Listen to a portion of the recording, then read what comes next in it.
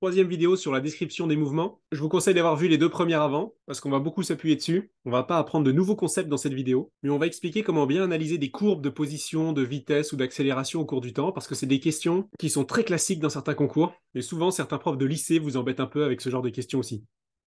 D'abord un petit point de mathématiques. Quand vous dérivez un polynôme, le polynôme devient toujours plus petit qu'avant. Il perd un degré au cours de la dérivation. Alors que quand on fait la primitive d'un polynôme, le polynôme il grossit toujours, on gagne un degré. Regardez les fonctions du temps qui sont dans la première colonne du tableau. On a d'abord un polynôme du second degré, ensuite un polynôme du premier degré, c'est-à-dire une fonction affine, et à la fin, un polynôme de degré 0, c'est-à-dire une fonction constante. Je vous rappelle que le degré d'un polynôme, c'est la plus grande puissance présente sur notre variable. Pour passer d'une ligne à l'autre, de haut en bas, on a dérivé en fait. La dérivée de a fois t carré, ça fait 2a fois t, et le 2a, je l'ai appelé a' après. Donc vous dérivez de haut en bas. Et à l'inverse, pour aller de bas en haut dans le tableau, il faut faire des primitives. Et enfin, dernier point de maths, souvenez-vous de l'allure de toutes ces courbes. Un polynôme du second degré, quand on le trace, ça donne une parabole. Une fonction affine, quand on la trace, ça donne une droite. Et une fonction constante, quand on la trace, ça donne une droite horizontale. Pourquoi je vous parle de tout ça? Parce que pendant toute l'année de terminale, vous voyez des mouvements qui sont uniformément accélérés. Par exemple, un objet qui est en chute libre, c'est-à-dire qui tombe sous l'effet de son propre poids, aura une accélération au cours du temps, qui sera une constante, par exemple moins g, avec la constante de pesanteur petit g. Et l'accélération, c'est la dérivée de la vitesse. Donc forcément, la vitesse sera une fonction affine. Et comme la vitesse est la dérivée de la position, alors la position sera dans ce cas un polynôme du second degré. Il existe plein d'autres types de mouvements possibles, mais ces mouvements qui ont une accélération constante, on les rencontre tout le temps en terminale. C'est pour ça que quand vous lancez un objet devant vous, il aura une trajectoire parabolique qui sera un morceau, un tronçon de parabole.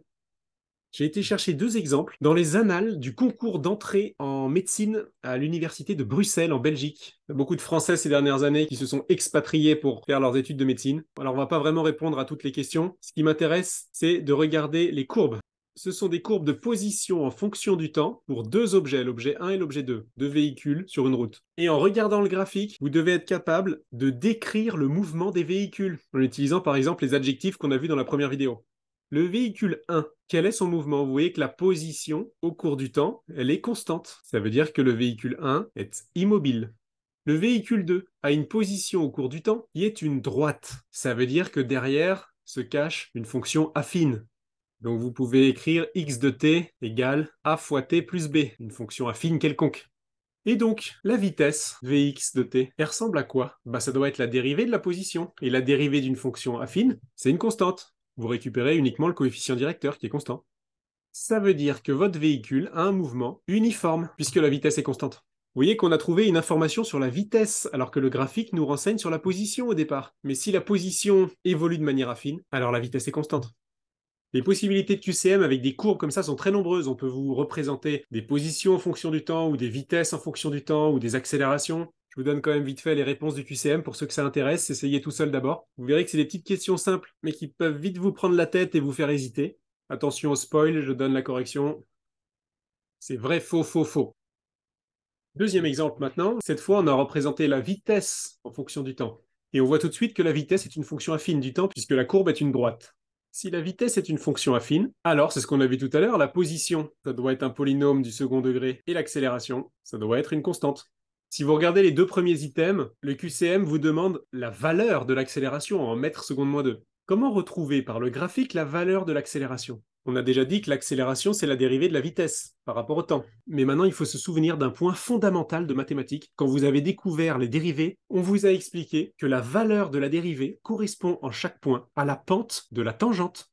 Donc, si vous cherchez la valeur de l'accélération, qui est la dérivée de la vitesse, il faut regarder sur le graphique la valeur de la pente de la tangente. Et comme notre vitesse est une droite, eh bien en chaque point, elle est confondue avec sa propre tangente. La pente de la tangente, c'est donc la pente de la droite elle-même.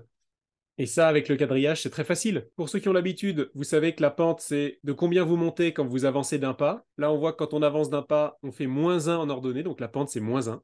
Et si vous n'avez pas trop l'habitude, vous faites à l'ancienne. Vous choisissez deux points A et B assez éloignés. Et la pente, c'est YB moins YA sur XB moins XA. Ça doit vous rappeler des souvenirs, cette formule. On a maintenant la réponse aux premiers items du QCM. L'accélération vaut -1 mètres seconde moins 2. Et elle ne change pas de signe, puisqu'on a dit dès le départ qu'elle était constante. Donc elle vaut constamment -1. Pour les curieux, la suite c'est faux et faux. Et surtout retenez bien que sur un graphique, si vous cherchez une valeur de dérivée, c'est la pente de la tangente.